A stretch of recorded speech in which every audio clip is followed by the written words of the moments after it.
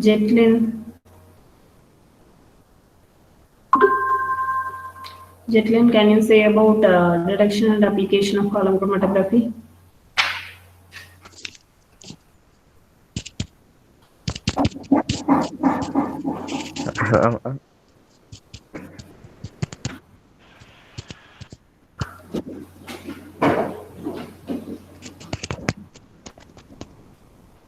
Proceed.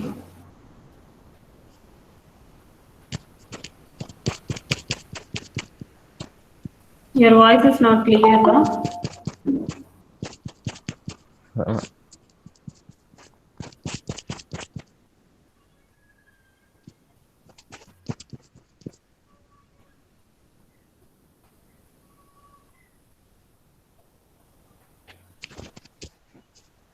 Hello, detection. Yeah, say. Preliminary screening, ma'am. Okay. Spectroscopic analysis, chromatographic analysis.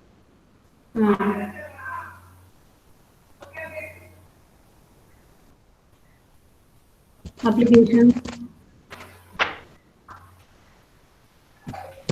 And its application is separation and purification of both solids and liquids. Okay. Okay, but thank you. Anybody else say about the HPLC classification and introduction?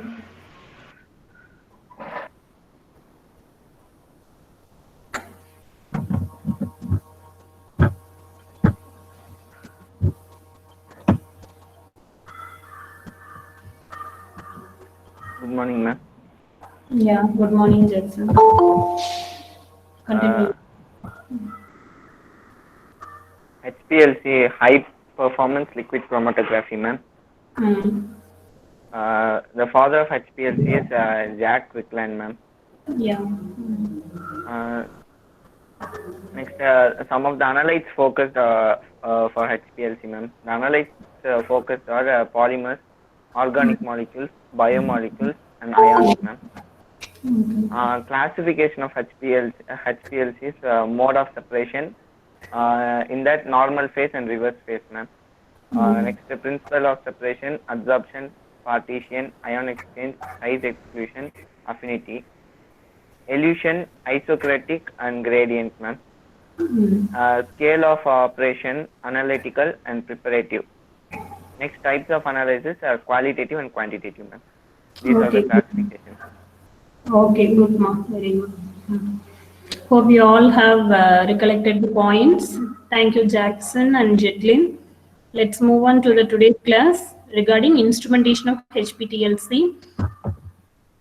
I have uploaded video also, animation video on instrumentation. Kindly go through after the class. Now we'll discuss some related and important points on instrumentation of HPLC. High performance liquid chromatography, where we have discussed acronyms of HPLC, history of HPLC, what analytes focus for separation and quantification by HPLC, then classification of it. Now let's move on to the instrumentation of HPLC. In instrumentation, I have not given much detailed information. From picture only, I'm going to explain. It will be easy to understand, I think, so that's why. This is the HPLC schematic representation. Okay, it has 4 parts. Whole instrumentation is divided into 4 parts. The first one is solvent delivery system. Second one is injection system. Third is columns. Fourth is detection system. It is most important part of HPLC, that is instrumentation part. Since you are going to analyze biomolecules, you should have noted what are analytes are focused for separation and quantification: polymers, organic molecules, biomolecules, and ions. Mainly biomolecules are quantified by using HPLC. So definitely you will come across HPLC in future for analyzing any drug molecule or biomolecule or metabolite, whatever clinical samples. So in that case, you have to understand what HPLC is and how it works. Okay, working condition and mechanism behind instrumentation of HPLC that we are going to discuss. What are the 4 parts it has? Solvent delivery system related to mobile phase. Then injection system related to sample application. Columns related to stationary phase and separation. Where detection system is going to detect the separated molecule. Okay, this will be applicable for quantitative analysis, detection system. So it has 4 parts. One is mobile phase system, then sample, then stationary phase, then detection. Solvent delivery system is related to mobile phase, applying mobile phase to the instrument. Then injection system, injecting your sample for the separation. Where columns are responsible for, it will be having stationary phase packed in it and it is responsible for separation. Then detection system. These are the main 4 parts of HPLC. Here you can see the first part, that is solvent delivery system. This is solvent delivery system where you can find the solvent in a reservoir bottle, solvent reservoirs. After then, this is the pump is called a HPLC pump. It is vacuum pump for degassing purpose. This is HPLC pump. Here you can see the two pumps. Okay, these are HPLC pumps. It will send the solvent to column. Okay, solvent delivery system. Then it comprising these are all the parts. What are the parts solvent delivery system comprises? Solvent reservoirs, degassers, inlet filters, and pumps. Okay, here pumps also to be included.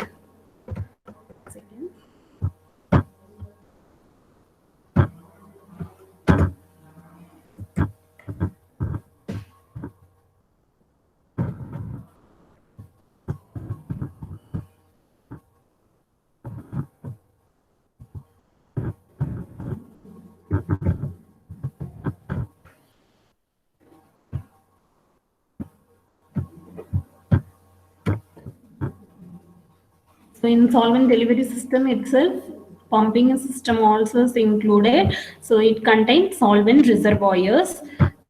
You can find here solvent reservoirs. These two are solvent reservoirs carrying mobile phase solvents. The blue color indicates different polarity of solvents are taken, so that only it is differentiated with color.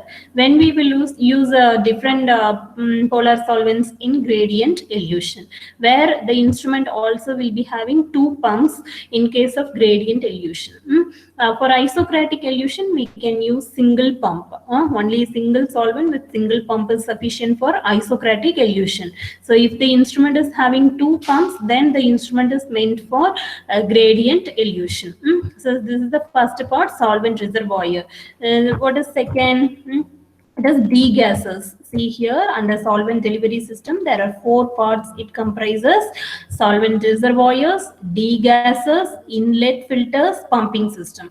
So degassers and inlet filters, here these 2 parts will be purification process for solvent, where solvent reservoir will receive the mobile phase, where degassers and inlet filters will purify. For further purification, this what these parts are used. Degassers will be removing gas from the solvent present. Means gas present in the solvent. D represents removal. Gas represents removal of gas present in the mobile phase solvent. Why we need to remove gas from the mobile phase solvent? If the solvent is having or mixed with gases, then this gas molecule, when the solvent flows in the capillary, it creates air bubbles. It will create air bubble in the capillary. So this will lead blockage in the capillary and it will affect the column during separation. For a second, ma, I will come.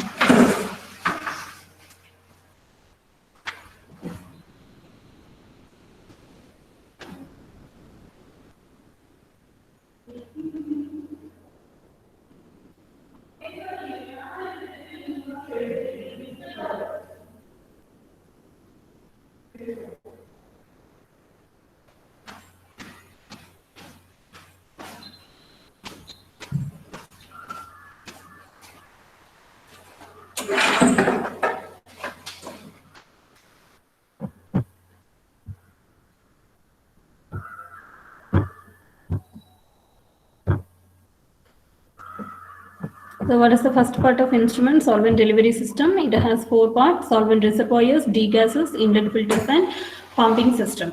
Where solvent reservoirs receive the mobile phase, where you can take the mobile phase inside the container.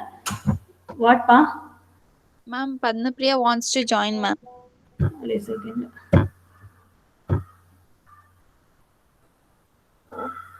Join now.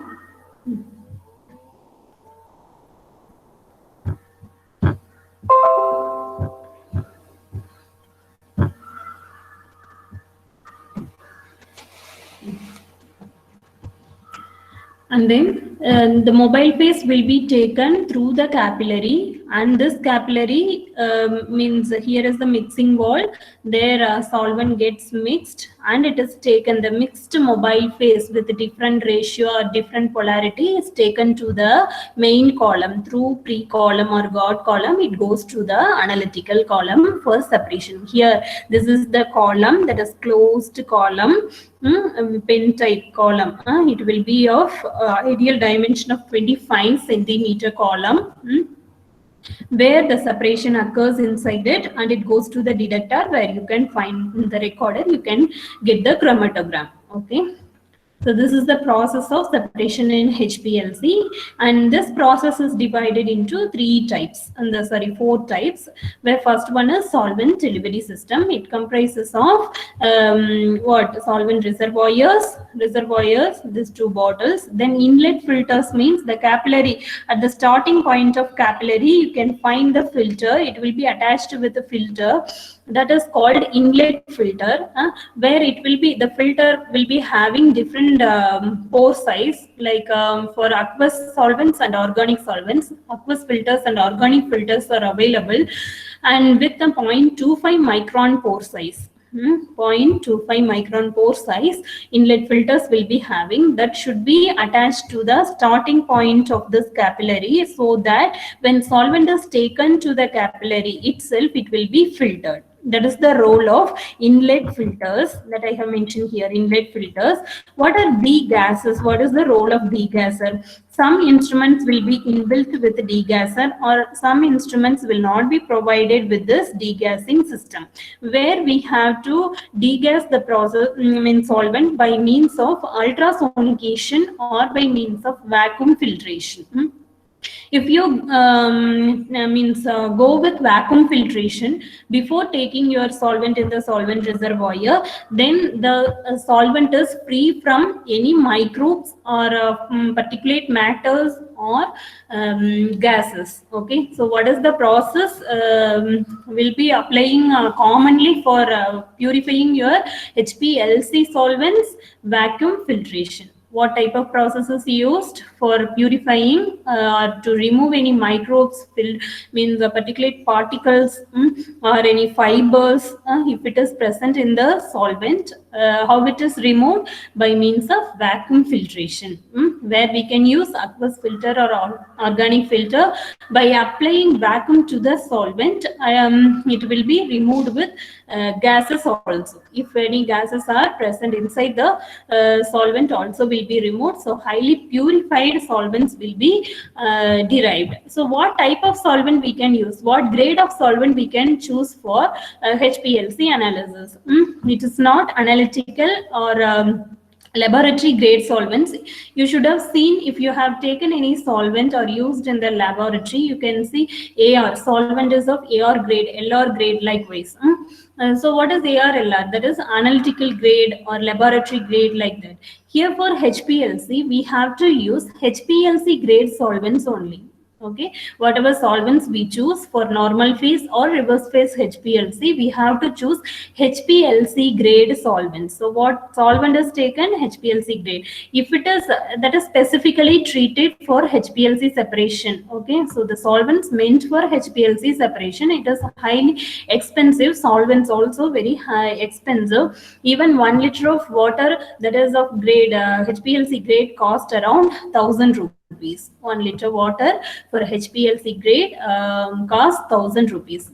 So imagine other organic solvents also will cost more than that. So that much specific solvents are used for HPLC separation.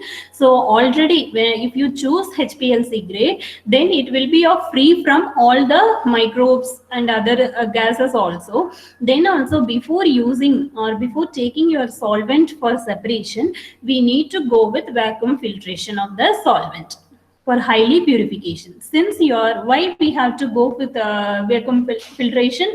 Since the mobile phase and the separation is taking place only in capillary, capillary is very narrow. If it is struck with any particulate matters or gases, it will block the whole separation. To avoid that, to run smoothly, only we need to remove or highly purify the HPLC mobile phase.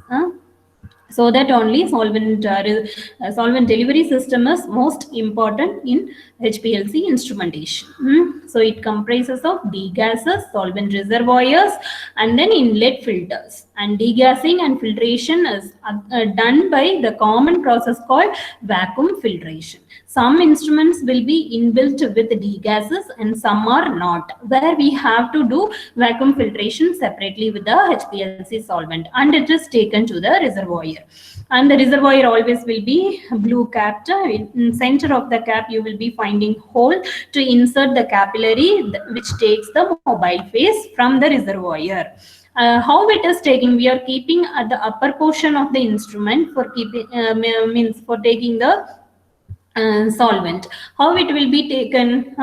If it is kept towards gravitational force or at the bottom, or if we are in the floor, if we are keeping, then it may rise and it would have passed through the instrument. If we are keeping at the top portion, how it will be taken to the columns?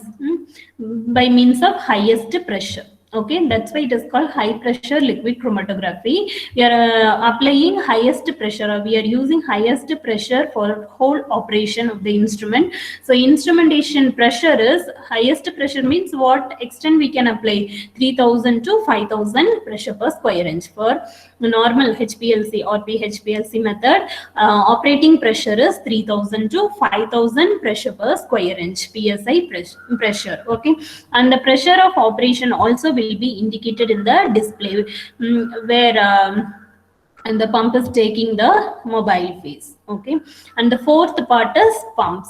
There are two pumps you can find here for gradient elution. If single pump means isocratic elution.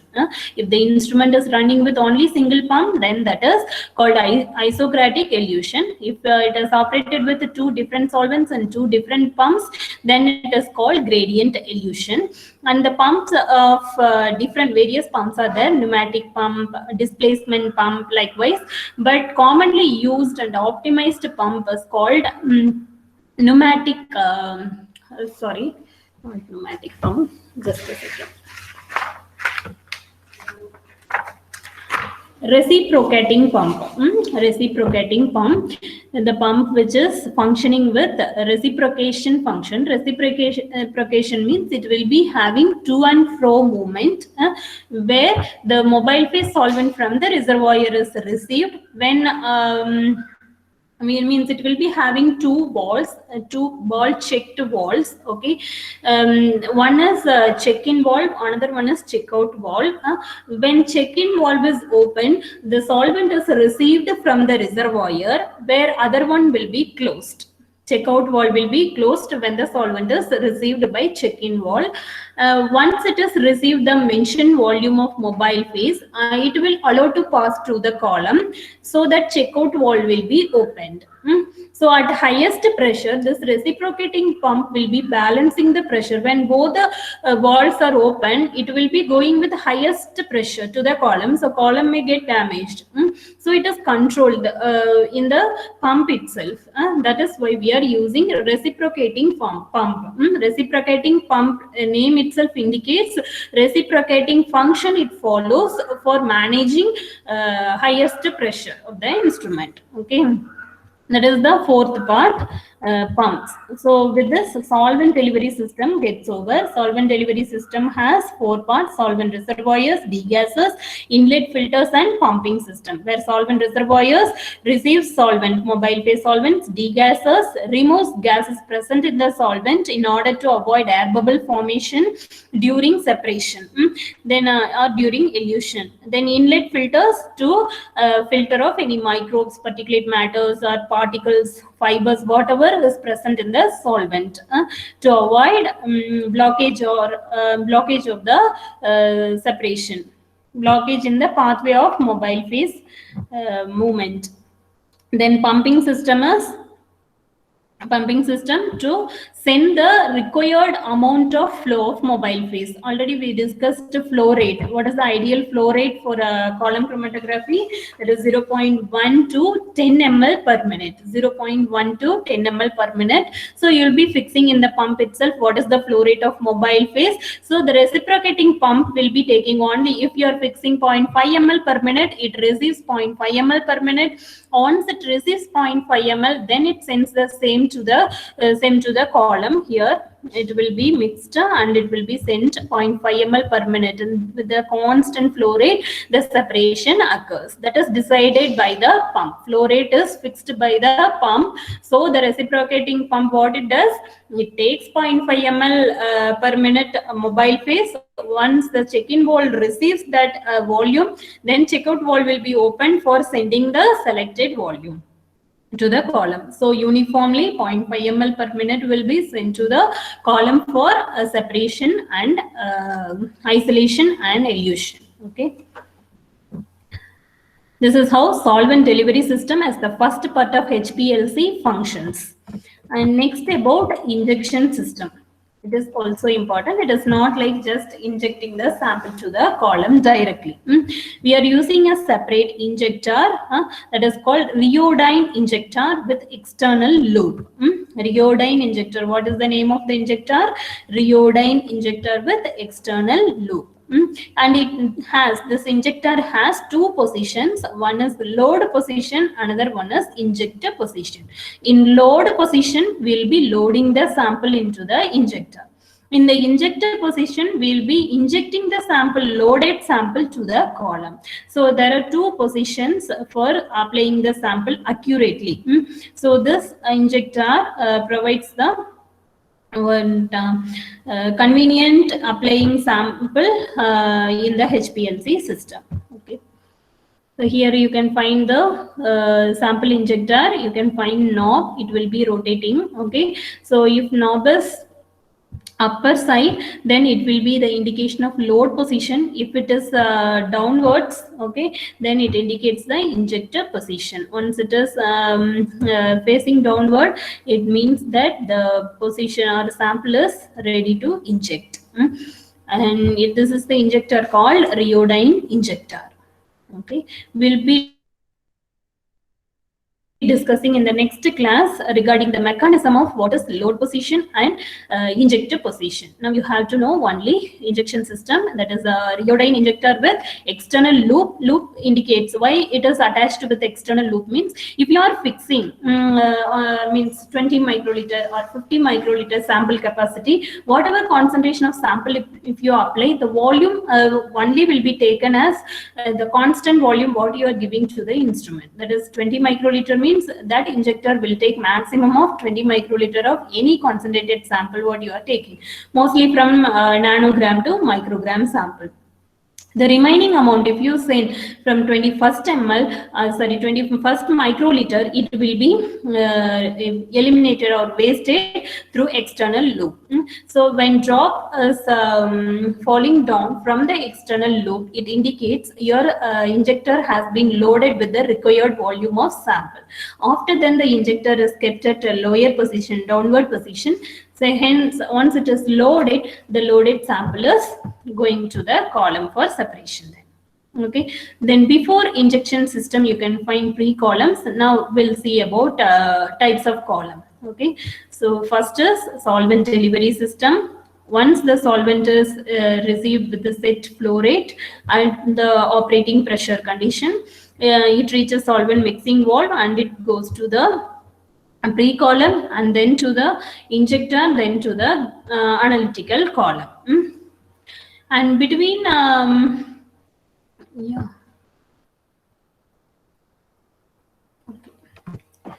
pre-column and analytical column for separation. And next about columns, there are three types of columns are used. One is scavenger column, another one is guard column, another one is analytical column. Okay. Third part and most important part of HPLC, columns, where the actual separation occurs. There are different types of columns: scavenger, guard, and analytical column. What is the role of scavenger column and guard column? The two columns will be acting as filters or again further purification processes for means mobile phase and sample before passing on to the analytical column. Analytical column is the main column where actual separation occurs, where other two columns, scavenger and guard column, are meant for again purification of mobile phase and sample. So here you can find pre-column or guard column. Guard column name itself, it indicates protecting column. Pre-column means to the main column it is kept previously, so that it is called pre-column or guard column, and it is smaller than the main column. Here, this will also be packed with silica particles. When the solvent moves through this column, again it will be filtered with any interfering materials are present in the mobile phase. Then the highly purified mobile phase will take the sample injected or loaded in the injector. It will be taking and it passes to the main column along with the sample. So mobile phase now here comes with the sample and it passes or injected to the main column, and here actual separation occurs. And from here whatever separation occurs only we could see as chromatogram in the recorder. So after analytical column, what is there? Detector. The fourth part is detection system. What are the detectors? Bulk property and solute property detector. Bulk property detectors will depend on physical property of the solute or analyte what you are injected, meant for separation. Then solute property detectors will be depending on physical and chemical properties of the analyte. Okay, so this is about detection system. There are two different types of detection system. Example for bulk property detectors are fluorescence detectors, refractive index detectors. Commonly used HPLC detectors based on bulk property are fluorescence and refractive index detector. Fluorescence detectors, RI detectors will be calling refractive index detectors. For solute property detectors, UV visible detectors. It will depend both on physical and chemical property of the molecule, which is meant for separation. Okay, this is about instrumentation of HPLC. So once the sample is detected, the eluted compound will reach the detector where the radiation, UV visible radiation, is passed. The absorption, based on absorption capacity, the electrical signal will be recorded as recorder. But here it is called as chromatogram. Even in HPLC, at what nanometer the sample is absorbing, that will give you the spectrum of sample also. So in HPLC, we can even derive spectrum of compound along with chromatogram. Separation and spectrum also we can derive at the lambda max what we fix. So this is about HPLC instrumentation. The parts with different picturized detailed information I'll post in the next class. Okay. go through the animation video also for regarding demonstration of this picture, the schematic representation of HPLC. Hope you have understood the different parts of HPLC. What are the 4 parts? Solvent delivery system, injection system, column and detection system. Solvent delivery system has 4 parts: solvent reservoirs, degassers, solvent reservoirs, degassers, then inlet filters. It will be here in the starting point of mobile phase capillary. Then inlet filters, then pumps, 2 pumps. 2 pumps are there in the instrument, then it is called gradient HPLC. If it is carrying only single pump, then it is called isocratic HPLC. And this is solvent mixing valve. Next is injection system. What injector we are using? Rheodyne injector. Rheodyne injector with external loop. It has 2 positions, load and injector position. Then what is the role of columns? There are 3 columns: scavenger column, guard column, and analytical column. Analytical column is the main column, where pre-column and scavenger column acts as again purification columns or guard columns for means main column. To protect main column lifetime, we are keeping guard columns previously. So it will be sending highly purified mobile phase, which is taking the sample that is injected from the injector, since mobile phase is connected to the injector. This is possible with Rheodyne injector only. That's why we are using Rheodyne injector. And the mobile phase with the sample is taken to the main column for separation, and the eluted sample going to the detector. Detector will be having flow cell where the eluted liquid will be collected in the detector, and it will be detected for the property, for physical and chemical properties, so that we can find what compound is separated or eluted. And detected molecule will go to the waste. From detector, it will be going to the waste only, and once it is detected, it will be going to the waste, and the electrical signal is recorded in the recorder as chromatogram. What report you will be getting, like graph, the graph or report you are getting from chromatographic analysis is called as chromatogram. For column chromatography, what you will get in x-axis, retention time. Partition theory we have seen, no, it is not RF value, it is RT value will be detected. Retention time, ideal retention time is 2 to 8 minutes. This all we have discussed in the first column chromatography introduction itself, and under partition theories you can go through and you can include those parameters when you are writing instrumentation of HPLC, partition theories. And this HPLC follows Van Dinter equation, all band broadening theories what we have discussed, and partition coefficient. You can quote all the theories, adsorption and partition theories. Here Van Dinter equation is most important in separation, and also height equivalent to theoretical plates also plays major role in separating many molecules. So thank you all. With this, I'm completing introduction of instrumentation of HPLC. In the next class, in brief about instrumentation and application of HPLC, we'll be discussing. Thank you all. Thank you, ma'am. Is there any doubt? Clear, ma'am. Clear. Okay. Okay. Thank you.